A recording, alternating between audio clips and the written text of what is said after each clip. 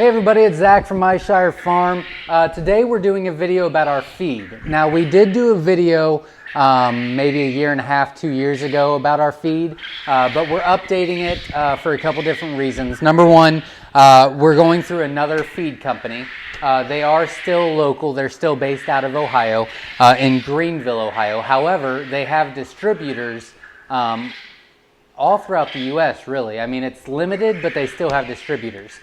So you'll want to check out frontview.com. That's frontview.com. And you can actually look up the game bird feed. We have a game bird breeder and a game bird starter.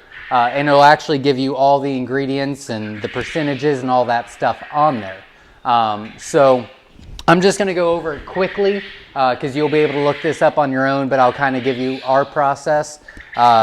We go through a little over 4 tons of game bird feed a month. Yes, I'll say it again. We go through over 4 tons of feed a month. So our brooder room holds about 1,600 birds, and that's almost always full. If it's not full, it's going to be full very shortly. And then we've got, I don't even know how many in there. I do, but it's not worth it right now. So what we're going to do is we start off with a 27% game bird feed. All right? And what that is 27% protein, and then the crude fat is 4.5%.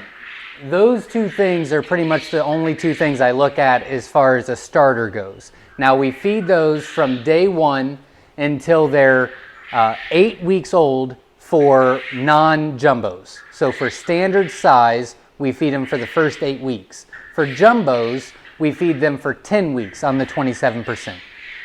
After that, we switch them over to the 17% protein game bird feed. All right? Now, the reason why we lower it is for a couple different reasons. Number one, after they're full grown, the protein is not that important.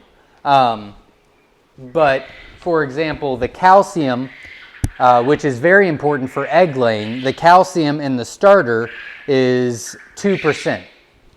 The calcium in the breeder is 3.5%. So it jumps up quite a bit.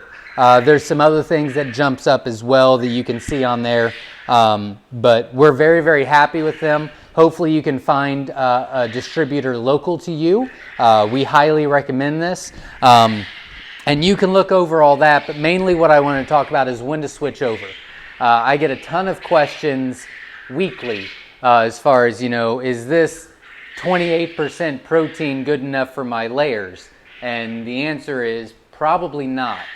Because if it's a very high protein, it's usually very low in calcium. Calcium and crude fat and fiber are very important for the breeders, not as important for the starters. So the first 8 to 10 weeks, you're really looking for protein. Like that is the only thing you really care about.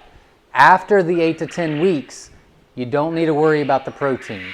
15% protein is about as low as I would go for breeders, but you want 3.5% is ideal for calcium for the breeders and things like that. So hopefully that helps. Remember, we're doing weekly question and answers on YouTube at the Myshire Farm channel at 7 p.m. Eastern Standard Time. So if you have questions about feed, join me there, and I'll be happy to answer then. Until next time, we'll see you then. Thanks.